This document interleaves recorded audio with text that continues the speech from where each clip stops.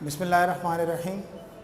Second year accounting में MCQs हमारे पास continue हैं और लास्ट वीडियो लेक्चर में भी हमने जो है सिंगल एंट्री के टॉपिक से रिलेटेड एमसीक्यूज़ को सॉल्व किया था और ये बात हमने लास्ट वीडियो लेक्चर में भी आपसे जिक्र की थी कि जो एमसीक्यूज़ आपको इस वक्त शो किए जा रहे हैं डेफिनेटली इससे कहीं ज़्यादा एमसीक्यूज़ मौजूद हैं, तो आपने इनकी भी प्रिपरेशन करनी है और रिलेटेड टॉपिक जो एमसीक्यूज़ मज़ीद मौजूद हैं उनको भी तैयार करना है। इसी तरह हमने आज नॉन प्रॉफिट ऑर्गेनाइजेशन का टॉपिक का इंतखाब किया है और उस टॉपिक से रिलेटेड कुछ एमसीक्यूज़ यहाँ पर मौजूद हैं। आइए हम डिस्कस करते हैं।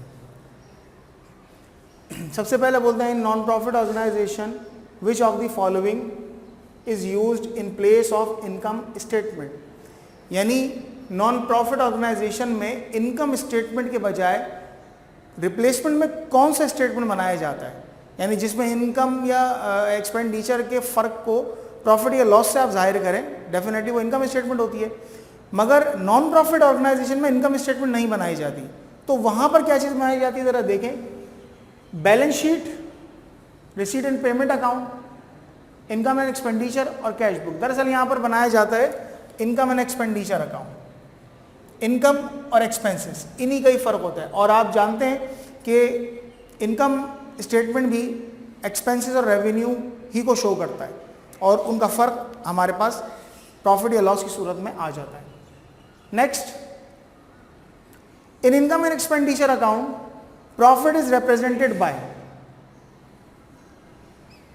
इनकम एंड एक्सपेंडिचर अकाउंट आपने बनाया और उसको कैलकुलेट करने के बाद, कंप्लीट करने के बाद प्रॉफिट या यहाँ पर बोलता है प्रॉफिट, अगर प्रॉफिट आया तो वो प्रॉफिट किस चीज़ से रिप्रेजेंट होगा? Deficit, surplus, net profit, none. Surplus profit को बोला जाता है, यानी इनकम ज़्यादा हो, अखराजात कम हो तो हम उसे बोलेंगे सरप्लस। नेट प्रॉफिट नहीं बोलते। नेट प्रॉफिट वैसे तो सेंस में हम कहेंगे कि प्रॉफिट ही हुआ है, मगर उसको टर्मिनोलॉजी में सरप्लस लिखा जाता है। ठीक है। Next, if income and expenditure account has debit balance then it represent surplus, deficit, profit और लॉस। डेफिनेटली ये डेफिसिट ही कहलाता है। अगर डेबिट बैलेंस शो करेगा तो डेफिसिट कहलाएगा। आगे बढ़ते हैं। The value of books in library of non profit organisation will be shown in the balance sheet as. अच्छा, वो कहते हैं कि जो बुक्स हैं, एक लाइब्रेरी है, लाइब्रेरी नॉन प्रॉफिट ऑर्गेनाइजेशन होती है। लाइब्रेरी के अंदर जो बुक्स रखी हुई हैं तो वहाँ का असासा है, मगर वो ऐसा असासा है कि जिनकी लाइफ ज़्यादा होती है जनरली, क्योंकि रखी रहती है, इस्तेमाल करते लोग रख देते, इस्तेमाल करते रख देते। तो वो कहते हैं कि हम उसको किस हेड में शो करेंगे? करंट एसेट में, नॉन करंट लाइबिलिटीज़ में, नॉन करंट एसेट्स में या नॉन करंट लाइबिलिटीज़ में? डेफिनेटली वो हमारा नॉन करंट एसेट कहलाएगा। अच्छा, आगे चलते हैं। Subscription received but not earned should be shown in the balance sheet as. Subscription आपने रिसीव कर लिए लेकिन अर्न नहीं करी, इसका मतलब एडवांस रिसीव करी है। इस बात को हम जानते हैं कि जो भी हम बिजनेस में एडवांस रिसीव करते हैं वो हमारी लायबिलिटी होती है। वो हमारी क्या होती है? लायबिलिटी। तो यहां पर देखें, assets, liabilities, revenue, expense, definitely इसका ऑप्शन है लायबिलिटी। आगे बढ़ते हैं। Income and expenditure account begins with. Income and expenditure account को जब शुरू किया जाता है, जब बनाया जाता है, बिगिंस का मतलब स्टार्ट किया जाता है, तो वो किस बैलेंस से शुरू किया जाता है? आमतौर पर जैसे अगर आप कैश अकाउंट बनाते हैं तो ओपनिंग बैलेंस कोई ना कोई मौजूद होता है उसका डेबिट पर, ठीक है, या बैंक बैलेंस है तो उसका डेबिट या क्रेडिट पर यानी ओवरड्राफ्ट होगा, या बैंक बैलेंस पॉजिटिव होगा डेबिट पर। तो इसी तरह वो पूछते हैं कि इनकम एंड एक्सपेंडिचर भी चूंकि टी अकाउंट है, जब ये शुरू करते हैं उसका बैलेंस कोई मौजूद होता है या कहाँ पर होता है? कि डेबिट बैलेंस से शुरू होगा, क्रेडिट बैलेंस से, या नो बैलेंस या नन? डेफिनेटली इसके अंदर कोई बैलेंस मौजूद नहीं होता। आप पहली अटेम्प्ट में बनाना शुरू करते हैं तो इसमें कोई बैलेंस मौजूद नहीं होता। ठीक है। अब ये थोड़ी कैलकुलेशन वाले आए। Total assets 540 while its total liability is 180. The amount of accumulated fund is, अगर आप इसको कैलकुलेट करें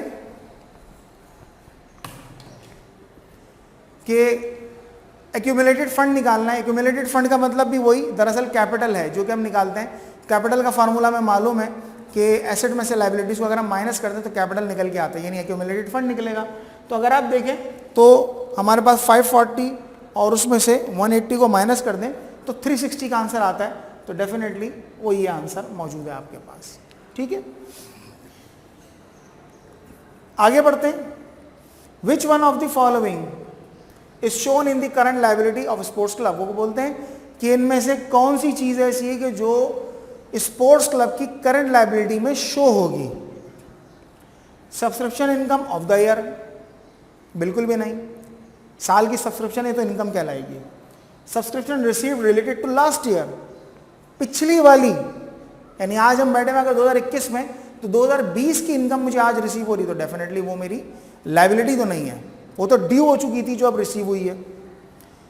subscription receive in advance, definitely यही चीज है, आपने आगे के साल की 2022 की सब्सक्रिप्शन पहले रिसीव कर ली, एडवांस रिसीव कर ली, तो एडवांस रिसीव कर लिया तो डेफिनेटली आपकी लायबिलिटी कहलाती है और यही बेस्ट ऑप्शन है। आगे फिर कैलकुलेशन है, वो कहते हैं subscription receivable at the end of the year 40, receive during the year 170, the amount of subscription shown in the income and expenditure account. आप इन दोनों को जमा कर दें तो आपके पास आ जाएगा 210, यानी आपके पास जो सब्सक्रिप्शन की एंड ऑफ द ईयर है वो 40,000 है और रिसीव जो करी है आपने 1,70,000 की है, दोनों को जमा कर देंगे तो आपके पास जो बैलेंस निकल के आएगा वो यहाँ पर है। इस किस्म के एमसीक्यूज इम्तिहानात में आते हैं और अक्सर व बेशतर आते हैं। आप अगर इम्तिहान को ज़रा पर्चों को उठाकर देखें, उनके एमसीक्यूज को देखें तो आपको लाजमन ऐसे ही एमसीक्यूज नज़र आएंगे। एमसीक्यूज के ऊपर हमने लास्ट वीडियो लेक्चर में भी डिस्कस किया था कि इनका वेटेज सबसे ज़्यादा है, 50% जो नंबर है वो एमसीक्यूज से रिलेट कर रहे हैं, तो आपको तैयारी भी उसी हिसाब से करनी है। तो अगर इस हवाले से कोई परेशानी मुश्किल हो तो आप हमसे रब्ता कीजिएगा। इंशाअल्लाह अगली वीडियो में हम अगले मज़ीद एमसीक्यूज और टॉपिक के साथ आएंगे। अस्सलाम वालेकुम।